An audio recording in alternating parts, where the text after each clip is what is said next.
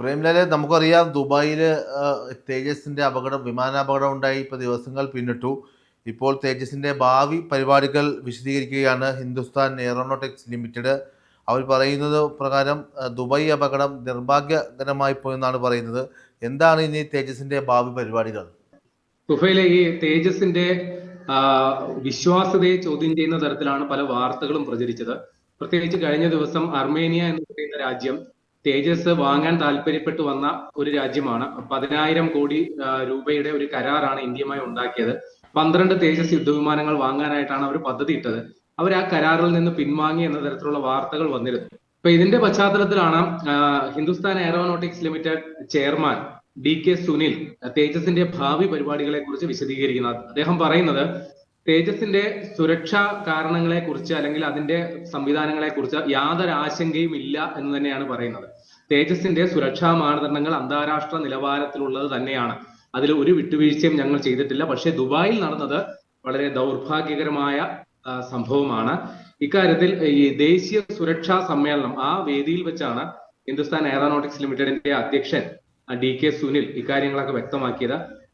ഈ വിമാനം തയ്യാറാക്കിയത് വലിയ ഗവേഷണ നിരീക്ഷണ പ്രവർത്തനങ്ങളുടെ ഫലമായിട്ടാണ്, അല്ലാണ്ട് വെറുതെ തട്ടിക്കൂട്ടി എടുത്ത ഒരു സംരംഭമല്ല എന്നുള്ളതാണ് അദ്ദേഹം പറയുന്നത്. നമ്മള് അനുഭവം പറയുകയാണെങ്കിൽ ഏതാണ്ട് 80കളിലാണ് ഇന്ത്യ സ്വന്തമായ ഒരു വിമാനം വേണമെന്ന ആശയവുമായിട്ട് മുന്നോട്ട് പോയത്. 2000 പിന്നിട്ടതിന് ശേഷമാണ് ഇതിന്റെ ആദ്യ മാതൃക തയ്യാറാക്കി നമ്മൾ ആദ്യ പറക്കൽ നടത്തിയത്.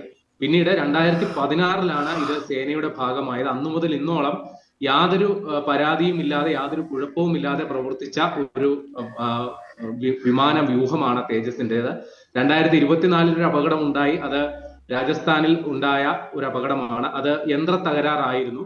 ദുബായിൽ വെച്ച് നടന്നത് അപകട കാരണം എന്തെന്ന് ഇതിനോടകം തന്നെ ഏകദേശ ധാരണ അന്വേഷണ സംഘത്തിന് കിട്ടിയിട്ടുണ്ട്. അതായത് -G എന്ന് പറയുന്ന ഒരു സംഭവം ചെയ്തപ്പോൾ ഭൂഗുരുത്വാകർഷണത്തിന് വിരുദ്ധമായി വിമാനം തലകീഴായി പറക്കുകയും പിന്നീട് അതിന്റെ നിയന്ത്രണം വീണ്ടെടുക്കുകയും ചെയ്യുന്നതിനിടയിൽ സംഭവിച്ച ഒരു പിഴവായിട്ടാണ് ഇപ്പോൾ പൊതുവെ വിലയിരുത്തുന്നത്. അപ്പൊ ഇങ്ങനെ ആ ഒരു അവസ്ഥയിൽ വിമാനം വളരെ താഴ്ന്നു പറന്നിരുന്നത് കൊണ്ട് അത് വിമാനത്തിന് പൂർവ്വസ്ഥിതിയിലാകാനായിട്ടുള്ള സാവകാശം അവിടെ കിട്ടിയില്ല. അതാണ് അപകട കാരണം എന്നുള്ളതാണ് നമ്മൾ പ്രാഥമികമായി വിലയിരുത്തിയിട്ടുള്ളത്. അപ്പൊ ഇവിടെ അദ്ദേഹം പറയുന്നു, ഒരു രാജ്യം സ്വന്തം സാങ്കേതിക വിദ്യ വികസിപ്പിക്കുമ്പോൾ പലവിധ ഘട്ടങ്ങളിലൂടെ കടന്നു പോകേണ്ടി വരും. ചിലപ്പോൾ അതിൽ ചില വീഴ്ചകളൊക്കെ ഉണ്ടാകും. പക്ഷെ ഇന്ത്യയെ സംബന്ധിച്ച് ഇത് 2016 സേനയുടെ ഭാഗമായതിനു ശേഷം ഇതുവരെ ഈ വിമാനത്തെ കുറിച്ച് യാതൊരു പ്രശ്നവും ഇതേ സമാനമായ യാതൊരു അപകടമോ വീഴ്ചയോ സുരക്ഷാ വീഴ്ചയോ ഒന്നും തന്നെ റിപ്പോർട്ട് ചെയ്യപ്പെട്ടിട്ടില്ല. അപ്പൊ ആ ഒരു പദ്ധതി വിജയകരമായതിൽ നമുക്ക് അഭിമാനം തോന്നുകയാണ് വേണ്ടത്. അതിൽ അസൂയ ഉള്ളവരും ചോദ്യങ്ങൾ ഉന്നയിക്കുന്നവരും ഉണ്ടാകും. പക്ഷെ ശക്തിയിൽ നിന്ന് കൂടുതൽ ശക്തിയിലേക്ക് കുതിക്കാനാണ് നമ്മൾ ലക്ഷ്യമിടുന്നത്. അതിൽ നിന്ന് നമ്മളെ പിന്തിരിപ്പിക്കാനായിട്ട് ശ്രമിക്കരുത് എന്നാണ് അദ്ദേഹം ഇപ്പോൾ പറയുന്നത്. തേജസ് ഒരു പൂർണ്ണ സുരക്ഷിതമായ വിമാനമാണ്. ഉണ്ടായ അപകടം തേജസിന്റെ ഭാവി പദ്ധതികളെ ബാധിക്കില്ല. കയറ്റുമതി സാധ്യതകളുമായിട്ട് ഹിന്ദുസ്ഥാൻ എയറോനോട്ടിക്സ് ലിമിറ്റഡ് മുന്നോട്ട് പോകും. ഹിന്ദുസ്ഥാൻ എയറോനോട്ടിക്സ് ലിമിറ്റഡ് ഒരു ആഗോള ശക്തിയായി ഈ വിമാന നിർമ്മാതാക്കളുടെ മേഖലയിലെ ഒരു ആഗോള ശക്തിയായിട്ട് മാറാനാണ് HAL ലക്ഷ്യമിടുന്നത് എന്നാണ് അദ്ദേഹം പറയുന്നത്. നമ്മുടെ സർക്കാരിന്റെ നയത്തിന്റെ ഭാഗമായിട്ട് കൂടിയാണ് ഈ ഒരു ലക്ഷ്യം HAL മുന്നോട്ട് വെക്കുന്നത്. കാരണം ലോകരാജ്യങ്ങൾക്കിടയിൽ ഇന്ത്യക്ക് ഇപ്പോൾ കിട്ടുന്ന ഒരു സ്വീകാര്യത, അതിന്റെ ഒരു പ്രതിഫലനം മാത്രമാണ് ഇന്ത്യക്ക് ഇത്തരത്തിൽ കിട്ടുന്ന പ്രതിരോധ കരാറുകൾ. അപ്പൊ ആ ഒരു സാധ്യതയിലേക്ക് ഉയർന്നുകൊണ്ട് ഹിന്ദുസ്ഥാൻ എയറോനോട്ടിക്സ് ലിമിറ്റഡും പ്രവർത്തിക്കും എന്നുള്ളതാണ് മനസ്സിലാക്കുന്നത്. ഇപ്പൊ ഈ ദുബായിൽ നടന്ന അപകടവുമായി ബന്ധപ്പെട്ട് ഇന്ത്യൻ എയർഫോഴ്സ് അധികൃതരും ഹിന്ദുസ്ഥാൻ എയറോനോട്ടിക്സ് ലിമിറ്റഡിന്റെ അധികൃതരും ആ അപകട സ്ഥലത്ത് പോയിരുന്നു. അതുമായി ബന്ധപ്പെട്ടുള്ള തെളിവ് ശേഖരണമൊക്കെ നടത്തിയിരുന്നു. പക്ഷെ ആദ്യത്തെ പരിശോധനയിൽ തന്നെ ഏതെങ്കിലും തരത്തിലുള്ള അട്ടിമറി സാധ്യത ഈ അപകടത്തിന് ഇല്ല എന്നുള്ള സ്ഥിരീകരണം വന്നു. യന്ത്ര തകരാർ സംഭവിക്കാനുള്ള സാധ്യതയും വളരെ കുറവാണ്. കാരണം ആ വിമാന അപകടത്തിന്റെ ദൃശ്യങ്ങൾ പരിശോധിക്കുമ്പോൾ തന്നെ മനസ്സിലാകും ആ വിമാനം വളരെ യാതൊരു കുഴപ്പവും ഇല്ലാത്ത രീതിയിൽ തന്നെയാണ് പറന്നുയർന്നത്. പക്ഷെ അവസാന സെക്കൻഡുകളുടെ വ്യത്യാസത്തിൽ ആ വിമാനത്തിന് ഈ ഗ്രാവിറ്റൽ ഫോഴ്സ് എന്ന് പറയുമല്ലോ, ഭൂമിയുടെ ആകർഷണം, അത് ഏതാണ്ട് 9 മടങ്ങാണ് ഒരു വിമാനത്തിന് അനുഭവപ്പെടുക എന്നുള്ളതാണ് ഇതുമായി ബന്ധപ്പെട്ടുള്ള പറയുന്നത്. വിമാനം താഴ്ന്നു പറക്കുന്ന ഒരു അവസ്ഥയിൽ ഇത് അതിരൂക്ഷമായ ഒരു പ്രതിസന്ധിയാണ് ആ വിമാനം പറത്തുന്ന പൈലറ്റും കൂടി നേരിടുന്നത്. കാരണം ഈ താഴ്ന്നു പറക്കുമ്പോൾ തലകീഴായി പറന്ന് നിവർന്ന് ചുറ്റിത്തിരിയുമ്പോഴൊക്കെ ഒരു ബ്ലാക്ക് ഔട്ട് ഉണ്ടാകാനായിട്ടുള്ള സാധ്യത പൈലറ്റുമാർക്കുണ്ട്. അപ്പൊ അതും കൂടി അതിജീവിച്ച് വേണം ഒരു വിമാനത്തെ പൂർവ്വസ്ഥിതിയിലാക്കാൻ.